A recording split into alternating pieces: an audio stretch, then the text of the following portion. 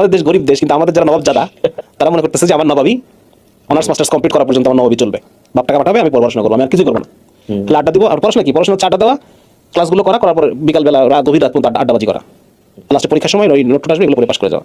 এইটার জন্য আমি কোনো ধরনের কোনো কাজ করতে রাজি না। আমার অনার্স শেষ হবে, মাস্টার্স শেষ হবে, এরপরে চাকরি খুঁজবো। তো এই নবাবিত্ব করলে ভাই আমি কিভাবে বিয়ে করবো? এটা আরেকটাই ম্যাচুরিটির লক্ষণ। যে ম্যাচিউর ছেলে সে ওই ইন্টারের পর থেকে সে চিন্তা করতেছে যে আমাকে যেহেতু বিয়ে করতে হবে, আমাকে প্রোডাক্টিভ হতে হবে, আমাকে হয় আইদার আমি অনার্স পাস করার পর একদিন বসে থাকবো না, আমার ক্যারিয়ার প্রোফাইল আমি এত ভারী করছি, ক্যারিয়ার ক্যাপিটাল ডেভেলপ করছি, আমার শুধু অনার্সের সার্টিফিকেট না, আমার এই 4 বছরে ইংলিশ স্পোকেন, আমার মাইক্রোসফট এক্সেল, আমার এই সেই ইত্যাদি বহু ধরনের যোগ্যতা আমার হয়েছে। আমি কোনো একটা কোম্পানিতে আমি 6 মাস বিনা বেতনে আমি জব করে ফেলছি, আমার অভিজ্ঞতা আছে কাজের 6 মাস, আমার মার্কেটিং এর বিভিন্ন কোর্স করা আছে, এই করা সেই করা আছে। আমি 4 বছর পর যখন অনার্স সার্টিফিকেট বের হয়েছি তখন অনেকগুলো সার্টিফিকেট আমার আছে, যাতে করে আমার প্রথম যে চাকরির পরীক্ষায় আমি দিব, আমি সবার আগে চলে আসতেছি।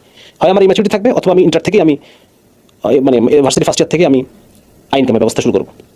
এটা কিন্তু এখন সবাই বলে যে আসলে আমাদের গ্র্যাজুয়েশনের পর মানে আর্লি ম্যারেজ করলে হয় কি, পুরুষ মানুষের প্রোডাক্টিভিটি বাড়ে।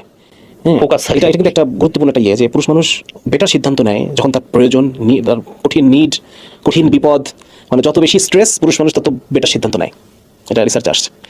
তো যার কারণে মানে একটা লোড নেওয়া, একটা দায়িত্ব নেওয়া, এটা যদি আমি নেই আর্লি, তাহলে আমি আমার লাইফের সিদ্ধান্তগুলো ভালো নিতে পারবো। এবং আমি দেখছি এটা প্র্যাকটিক্যাল, আমার সাথে আমার বন্ধুরা যারা ছাত্র অবস্থায় বিবাহ করছে তারা প্রত্যেকে এখন ভালো ভালো অবস্থায় আছে। আসলে কেউ কিন্তু মানে এমন ভাবে মানুষরা যেভাবে বলতো শেষ হয়ে যাবে, আলহামদুলিল্লাহ তারাই কিন্তু বলা যায় উন্নতির চেয়ে এখন আমি পার্সোনালি দেখি যারা ওই সময় বিয়ে করছিল এখন উন্নতির চেয়ে তারা ভালো আছে, কারণ এখন অন্যরা ডিস্ট্রাক্টেড।